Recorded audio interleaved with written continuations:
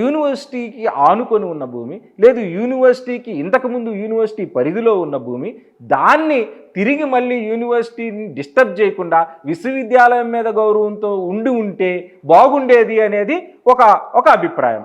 రెండోది, విద్యార్థులు ఆందోళన చేస్తుంది ఏంటి, ఆ ల్యాండ్ ఏదైతే ఉందో అక్కడ ఉన్న పరిసర ప్రాంతాలు యూనివర్సిటీకి అనుబంధంగా ఉన్నాయి, యూనివర్సిటీతో కలిసి ఉన్నాయి కాబట్టి విద్యార్థులకి అది పనికొస్తుంది, అక్కడ ఉన్న జీవరాశుల మీద స్టడీ జరుగుతుంది అనేది విద్యార్థుల వాదన. అయితే సార్ ఇప్పుడు ఇప్పుడు మీరు అంటున్నటువంటి వాదనల మా పైన ఎప్పుడు ఆరోపణ కానీ నింద కానీ పడేదంటే యూనివర్సిటీలో నిర్మాణమైన దాన్ని కూలగొట్టి ఉంటే, లేకపోతే వాళ్ళకి ఏదైనా ఆడ స్టడీ బిల్డింగ్ ఉండి దాన్ని మేము ఆక్యుపై చేస్తే తప్పు మాది, దాన్ని మేము ఆక్యుపై చేస్తే తప్పు. కానీ ఇక్కడ యూనివర్సిటీకి సంబంధించినటువంటి నిర్మాణమే లేదు కదా, యూనివర్సిటీకి సంబంధించినటువంటి నిర్మాణం లేదు.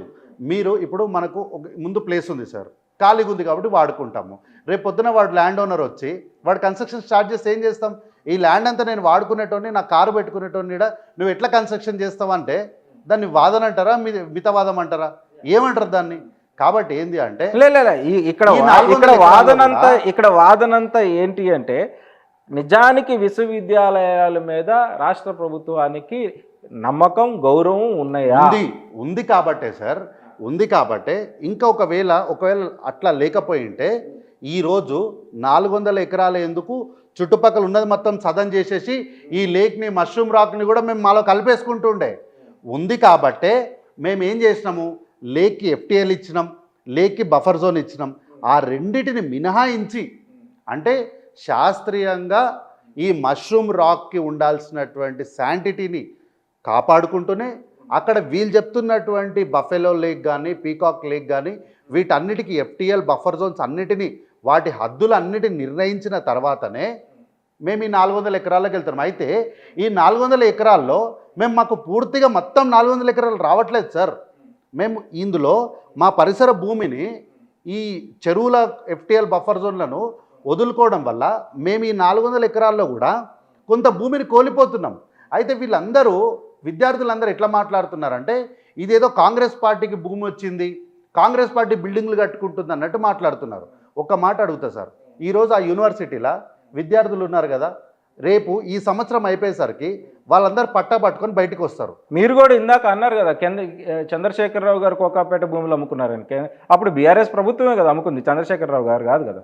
అమ్ముకున్నారు కదా, అంటే అమ్మేసినారు కదా. అదే కదా, అంటే అమ్మేయడం అంటే ఏంది, దానిపైన వీళ్ళు హక్కులను వదిలేసుకున్నారు. అంటే జీవితంలో ఎప్పటికీ కూడా మనము ఆ యొక్క భూమిపైన రూపాయిని సంపాదించలేము ఇంకా. కానీ ఇక్కడ ఈరోజు మేము ఫర్ ఎగ్జాంపుల్ ఒక గజం జాగా 10 రూపాయలకు ఇస్తున్నాం అనుకోండి సార్, ఆఫ్టర్ 10 years అదే గజం జాగాని మేము 100 రూపీస్కి ఇస్తాం. అంటే మేము అంటే ప్రభుత్వం, ఎవరైనా సరే. కానీ అదే కోకాపేటలో 10 years కాదు, 20 years అయిన తర్వాత కూడా మనం నయా పైసా సంపాదించలేము ఆ భూమి పైన. ఇదే ఆ ప్రభుత్వానికి ఈ ప్రభుత్వానికి ఉన్నటువంటి తేడా. మేము భూమిని మా ఆధీనంలో పెట్టుకుంటూ, మీరు 4th సిటీ కోసం అక్కడెక్కడో భూముల్ని తీసుకున్నప్పుడు ఇలాంటి పరిస్థితి రాలేదే.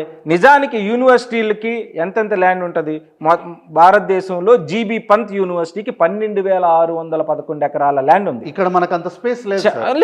ఓకే, చౌదరి చరణ్ సింగ్ యూనివర్సిటీకి 8,645 ఎకరాల ల్యాండ్ ఉంది. 3వ ప్లేస్లో బెనారస్ హిందూ యూనివర్సిటీ ఉంది, దానికి 4,070 ఎకరాల ల్యాండ్ ఉంది. 5వ ప్లేస్లో హైదరాబాద్ సెంట్రల్ యూనివర్సిటీయే ఉంది, 2,300 ఎకరాలు. దాన్ని మనం కాపాడుకుందామా? దాన్ని అవసరం లేదు అని మనం సరే, ఒకవేళ యూనివర్సిటీకి సంబంధించినటువంటి భూమిలో ఒకవేళ నిజంగా మీరు చెప్పే 400 ఎకరాలు ఈ 2,300లో ఇంక్లూడెడే. ఏది సబ్జెక్టు కరెక్ట్? 400 ఇంక్లూడ్ అయినప్పుడు, అదే సార్, ఈ 400 ఎప్పుడు ఇంక్లూడ్ అయింది? 1975. దానిపైన కాన్ఫ్లిక్ట్ రైజ్ అయి కోర్టుకు పోయిండు పట్టేదారు. పట్టేదారు కోర్టుకు పోయినప్పుడు ఆ పట్టేదారికి ల్యాండ్ కంపెన్సేషన్ ఇవ్వాల్సి వచ్చినప్పుడే ఈ విషయంలో ఆ రోజు రిజిస్ట్రార్ అడిగేది ఉండే, మరి మా 2,300 ఎకరాల మేము 400 కోల్పోతున్నాం కదా, దాని పరిస్థితి ఏంది అని ఆ రోజు ఉన్నటువంటి కౌన్సిల్ అడిగేది ఉండే. ఆ రోజున్న కౌన్సిల్ ఈ ప్రశ్న అడగలేదు ఆ రోజు ఉన్నటువంటి ప్రభుత్వాన్ని. దాని యూనివర్సిటీ చేసిన ఇప్పుడు మేధావులందరూ మాట్లాడుతుంది కూడా యూనివర్సిటీ తప్పు మీరు చేసి యూనివర్సిటీ కాంగ్రెస్ పార్టీ ప్రభుత్వాన్ని నిందించి తప్పిదాల వల్ల అది కాంగ్రెస్ పార్టీ అడ్వాంటేజ్గా తీసుకుంటుంది అనేది. మేమేమి అడ్వాంటేజ్గా తీసుకున్నాం సార్? మేము ఈ ల్యాండ్ పైన మేము కోర్టుకు పోలే, మాకేం సంబంధం లేదు, మేము కేసు ఫైల్ చేయలే. మేము ఏం చేసినాము, ప్రభుత్వం భూమి ప్రైవేట్ వ్యక్తి చేతుల 2 సంవత్సరాలుగా నిరుపయోగంగా ఉన్నప్పుడు మనం ఎందుకు వాని దగ్గర పెట్టాలి, అదేదో మనమే వాడుకుందాము సార్, ఉంటే మన దగ్గర ఖాళీగా ఉంటుంది, లేకపోతే ఏదైనా పని చేసుకోవచ్చు అని ప్రైవేట్ వ్యక్తిలో ఉన్నటువంటి స్థలాన్ని ప్రభుత్వం అంటే అంటే ప్రజల ఆస్తిగా మేము సృష్టించినాం. ప్రైవేట్ వ్యక్తుల్లో నుంచి ప్రభుత్వం తెచ్చుకోవడం అంటే ప్రభుత్వ ఆస్తి ఎవరిది? ప్రజలదే కదా. మేము మళ్ళీ ప్రజలకే ఇచ్చినాం కదా. ప్రజలకు ఇచ్చినప్పుడు ప్రజల ఆస్తి మీద ప్రైవేటు వ్యక్తి కోర్టుకు పోయాడు. మేము కేసు ఓడిపోయినా మీరు ఈ మమ్మల్ని నిందించడానికి అవకాశం ఉండదు, కానీ మేము కేసు ఓడిపోలే, మేము కేసు కొట్లాడినాం. కొట్లాడి మీరే కాదు, మేము అంటే ప్రభుత్వం, రాష్ట్ర ప్రభుత్వాలు అనేక 4 ముఖ్యమంత్రులు మారారు. ఆ తర్వాత 4 ముఖ్యమంత్రులు దాని మీద పోరాడారు. లేదు. అయితే ఇక్కడ ఇంకొక పాయింట్ ఏంటంటే ఈ 10 సంవత్సరాల గ్యాప్ వచ్చింది.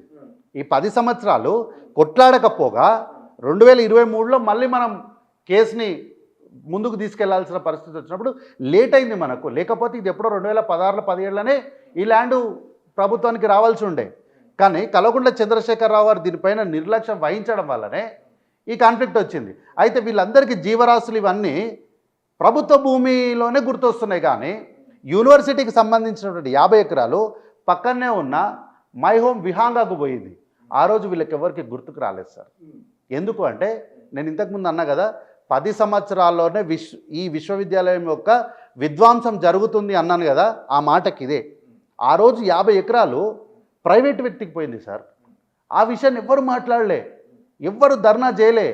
ఎందుకు అంటే కేంద్ర ప్రభుత్వం ఇంట్రెస్టెడ్గా ఉంది. ఆ రోజు ఆ సంస్థ యొక్క యజమాని బీజేపీతోని అంటకాగుతున్నాడు కాబట్టి ఎట్లాంటి కాన్ఫ్లిక్ట్ రాలే. ఈరోజు 400 ఎకరాలకు ఎందుకు వస్తుందంటే ఈ 400 ఎకరాలు ఇప్పుడు అభివృద్ధిలోకి వస్తుంది. ప్రభుత్వం చాలా క్లారిటీగా ఉంది, అమ్మడం లేదు అని, ఓన్లీ లీజ్కి ఇస్తున్నాము. దానివల్ల ఇన్ఫ్రాస్ట్రక్చర్ వస్తుంది, ఇన్ఫ్రాస్ట్రక్చర్ వల్ల పెట్టుబడులు వస్తున్నాయి, పెట్టుబడుల ద్వారా ఉద్యోగాలు వస్తున్నాయి, ఉద్యోగాల ద్వారా తెలంగాణ ప్రభుత్వానికి ట్యాక్స్ వస్తుంది, ట్యాక్స్ రావడం వల్ల ప్రభుత్వానికి మంచి పేరు వస్తుంది. ఏ ప్రభుత్వానికి మంచి పేరు వస్తుంది? ప్రజాప్రభుత్వానికి మంచి పేరు వస్తుంది. ఇమ్మీడియట్గా వీళ్ళు ఏంది అంటే బయట నుంచి రాజకీయపరమైనటువంటి పొలిటికల్ ఇన్ఫ్లుయెన్స్ లోపల ఉన్న స్టూడెంట్స్తో చేయడం వల్లనే తలాతోకలేని పిల్లలు వచ్చి మాట్లాడుతున్నారు. అయితే ప్రాబ్లం ఏంది అంటే ఎవడో బీహారోడు వచ్చి ఈ తెలంగాణ రాష్ట్ర ప్రభుత్వం యొక్క సావర్నిటీని, రాష్ట్ర ముఖ్యమంత్రి యొక్క సావర్నిటీని ప్రశ్న వేస్తున్నాడు, వాడు వీడు అని మాట్లాడుతున్నాడు. అదే మాకు వచ్చినటువంటి కోపము సార్. నిన్నగాక మొన్న I really appreciate Kalvakuntla Taraka రామారావుకి. ఎందుకు అంటే తమిళనాడు పోయినప్పుడు ఒక విషయం మాట్లాడేటప్పుడు శాసనసభలో ఒక మాట అన్నాడు, ఈ రాష్ట్రంలో మనం ఎంతైనా కొట్లాడుకుంటాం, కానీ బయట రాష్ట్రం పోయినప్పుడు you are my chief minister, I have to respect you and I have to defend you అన్నాడు. కల్వకుంట్ల తారక రామారావే ముఖ్యమంత్రిని గౌరవించాలి అని చెప్పినప్పుడు నువ్వు ఎవరు భయ్? ఏడో బీహార్లో ఉన్న పుట్టి పెరిగినోనివి, నీకు ఆ రాష్ట్రంలో ఏం జరుగుతుందో నీకు తెలియదు. ఈ రాష్ట్రంలో నువ్వు ఒక కాంపౌండ్ లోపల వచ్చి చదువుకుంటావు, ఈ కాంపౌండ్ బయట ఏం జరుగుతుందో నీకు తెలియదు. నువ్వు వచ్చి నా ప్రభుత్వాన్ని, నా ముఖ్యమంత్రిని, నా రాష్ట్ర సర్వోన్నతని నువ్వు ప్రశ్నిస్తావు. నువ్వు గౌరవం లేకుండా, మర్యాద లేకుండా మాట్లాడినప్పుడు ముఖ్యమంత్రిని ఇష్టానుసారంగా నువ్వు మాట్లాడితే మేము చూసుకుంటా కూర్చోవాలనా? ఇదేనా మీకు విశ్వవిద్యాలయంలో నేర్పిస్తున్నది? ఈరోజు ప్రతి ఒక్కరు సేవ్ హెచ్యూ అని చెప్పి హ్యాష్ట్యాగులు పెడుతున్నారు. కాంగ్రెస్ గవర్నమెంట్ ఏదో హెచ్యూని మొత్తం మింగేస్తుంది అన్నట్టు అందరు వీడియోలు చేసి పెడుతున్నారు సార్. ఇక్కడ ఒక్క మాట చెప్తాం మీకు. మన దగ్గర ఒక సైంటిస్ట్ ఉండే సార్, ఒక సైంటిస్ట్ ఉండే. ఆ సైంటిస్టు ఒక రీసెర్చ్ చేసిన తర్వాత మనకు రీసెంట్ ఒక మూవీ కూడా వచ్చింది దానిపైన, రాకెట్ అని ఒక మూవీ కూడా వచ్చింది. అయితే ఆ సైంటిస్టు ఎటువంటి తప్పు చేయకపోయినా కూడా, ఆ సైంటిస్టు పేరు వచ్చేసి నంబి నారాయణ గారు, వారు చేయని తప్పుకు వారు జైల్లో ఉండడం వల్ల మొత్తం కృపాకాలం అంతా కాలగర్భం కలిసిపోయిన తర్వాత కానీ ఈయన నిర్దోషి అని చెప్పలేదు. తద్వారా మనము ఒక మంచి సైంటిస్టు కోల్పోయినాం. ఈరోజు రాష్ట్ర ప్రజలకు మీ ఛానల్ వేదికగా నా అభ్యర్థన ఒకటే, విద్యార్థులకు, ప్రజలకు, పౌరులకు కూడా, ఏం జరిగింది? ఈ 400 ఎకరాలు ఏంటి? ఇక్కడ ఏముంది? మీరు వీడియోలో చూసిన చనిపోయిన జింక ఎప్పుడు చనిపోయింది? దాని చరిత్ర ఏంటి? ఇది ఏమి తెలుసుకోకుండా కాంగ్రెస్ పార్టీని నిందించి కాంగ్రెస్ పార్టీ పైన నెపం మోపడం అనేది నథింగ్ లైక్ నంబి నారాయణ గారి పైనటువంటి కేసు ఎట్లాంటిదో కాంగ్రెస్ పార్టీ పైన ఆరోపణ కూడా అట్లాంటిదే. కాబట్టి వెరీ క్లిస్టల్ క్లియర్, అక్కడ ఉన్నటువంటి జీవరాశులను ఏది కూడా ఒక్కటి కూడా నాశనం చేయడానికి, చంపడానికి ప్రభుత్వము సిద్ధంగా లేదు.